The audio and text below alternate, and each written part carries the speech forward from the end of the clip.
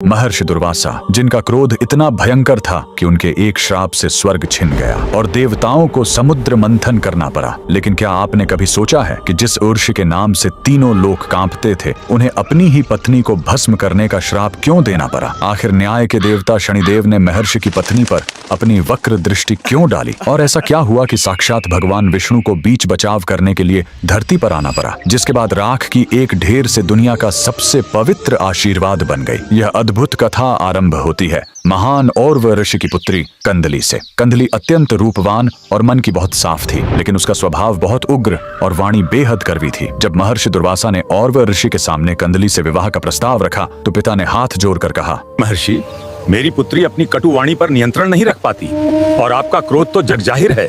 ये विवाह कैसे संभव है? तब दुर्वासा ऋषि ने वचन दिया, आप निश्चिंत रहें, मैं कंदली की 100 गलतियों और कड़वे वचनों को क्षमा करूंगा। इस वचन के बाद दोनों का विवाह हो गया। विवाह के पश्चात कंदली ने पति की सेवा तो पूरे मन से की, लेकिन अपनी कड़वी जुबान पर काबू नहीं रख सकी। बात बात पर क्लेश होता और दुर्वासा आर्षि अपना क्रोध पीकर उसकी गलतियां गिनते रहे। एक दिन कंदली यज्ञ के लिए जल भरने नदी किनारे गई। वह अपने ही कड़वे स्वभाव से दुखी थी। उसने एकांत में आसमान की ओर देखकर प्रार्थना की, हे देव, मैं मन से बुरी नहीं हूँ, पर मेरी जुबान मुझे अपनों से दूर कर देती है। मुझे कुछ ऐसा बना दो कि मैं पूरी तरह पवित्र हो जाऊं और किसी के काम आ सकूं। उसी समय वहां से कर्म फलदाता शनिदेव गुजर रहे थे। कंदली की यह पीड़ा सुनकर वे अत्यंत प्रसन्न हुए और अनजाने में ही उनकी वक्र दृष्टि कंदली पर पड़ गई। शनिदेव की दृष्टि का अर्थ ही है पुराने स्वरूप का विनाश और एक नए शुद्ध जीवन का आरंभ। अब कंदली का भाग्य बदलना तय था। जल लेकर जब कंदली आश्रम लौटी तो किसी बात पर उसका महर्षि दुर्वासा से फिर विवाद हो गया। शनिदेव की दृष्टि का प्रभाव शुरू हो चुका था। क्रोध में अंधी होकर कंदली ने अत्यंत कठोर वचन कह दिए और उसी क्षण उसकी 101वीं गलती पूरी हो गई। महर्षि दुर्वासा की सहन शक्ति का बांध टूट गया। उन्होंने हाथ में जल लिया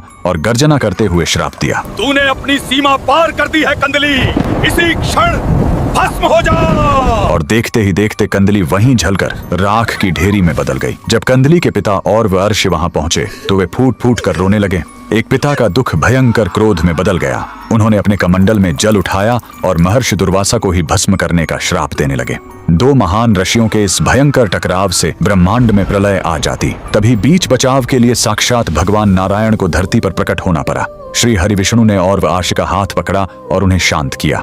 फिर उन्होंने कंदली की उस राख की ओर देखा जिसमें पवित्र होने की सच्ची तरफ थी। भगवान नारायण ने उस भस्म को वरदान देते हुए कहा, कंदली, तेरे वचन कड़वे जरूर थे, लेकिन तेरी आत्मा पवित्र थी। आज से तू इस राख से कदली वृक्ष यानी केले का पेड़ बनकर नया जीवन प्राप्त करेगी। और फिर श्री हरि ने वो अमर घोषणा की, आज से मेरी कोई भी पूजा, कोई भी कथा या कोई भी शुभ कार्य तुम्हारे केले के पत्तों और मंडप के बिना कभी पूर्ण नहीं माना